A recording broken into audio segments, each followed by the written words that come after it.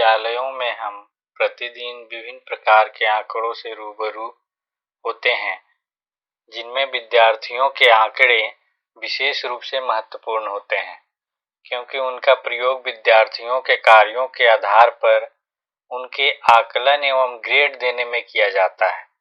विद्यार्थियों के आकलन के अतिरिक्त आंकड़े अन्य अनेक उद्देश्यों जैसे विद्यार्थियों के कार्यों की तुलना, शिक्षण अधिगम क्रियाकलापों का संवर्धन, विद्यार्थियों की उपलब्धि का मूल्यांकन आदि के लिए प्रयुक्त किए जाते हैं। अतः इन क्रियाकलापों का संचालन करने के लिए विद्यार्थियों से संबंधित आंकड़ों को संकलित करने की आवश्यकता पड़ती है। सामान्यतः आंकड़े अंकों अथवा वर्णों के रूप में संकलित किए जाते हैं। आंकड़ों के संकलन, संगठन, व्याख्या और विश्लेषण की प्रक्रिया को सांख्यिकी के नाम से जाना जाता है।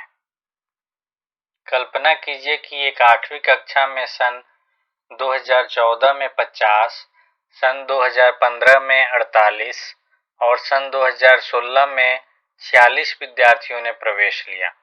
कक्षा विशेष का कक्षा अध्यापक इन आंकड़ों को एक सारणी के रूप में संगठित करता है। हम इससे क्या समझते हैं? सामान्यतः विद्यालयों अथवा किसी शैक्षिक संगठन को विद्यार्थियों और प्रशासनिक पहलुओं से संबंधित विभिन्न आंकड़ों का प्रयोग करना पड़ता है और दूरगामी प्रभाव वाले महत्वपूर्ण निर्णय लेने के लिए इन आंकड़ों को एकत्रित करने, संगठित करने और विश्लेषित करने की आवश्यकता होती है। बहुत बार विद्यालयों में अपनी संस्थाओं से संबंधित आंकड़ों की बड़ी मात्रा में संचालन करने में कठिनाई होती है। इन परिस्थितियों में गणितीय तकनीकी सांख्यिकी आंकड़ों के प्रयोग में सहायक होती है। आंकड़ों के एकत्रण, संगठन, व्याख्या और विश्लेषण की गणितीय प्रक्रिया को ही सांख्यिकी कहते हैं।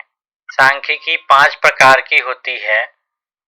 पहला वर्णनात्मक सांख्यिकी, दूसरा अनुमानिक सांख्यिकी, तीसरा आगमनात्मक सांख्यिकी, चौथा विश्लेषणात्मक सांख्यिकी, पांचवा अनुप्रयोगात्मक सांख्यिकी। पहले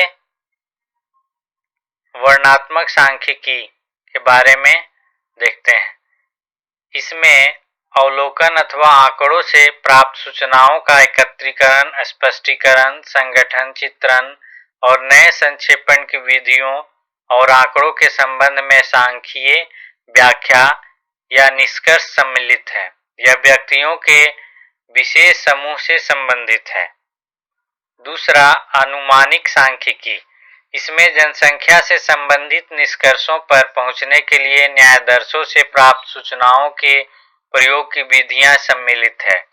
इस प्रकार अनुमानिक सांख्यिकी जनसंख्या से चुने गए न्यायादर्शों से संबंधित है।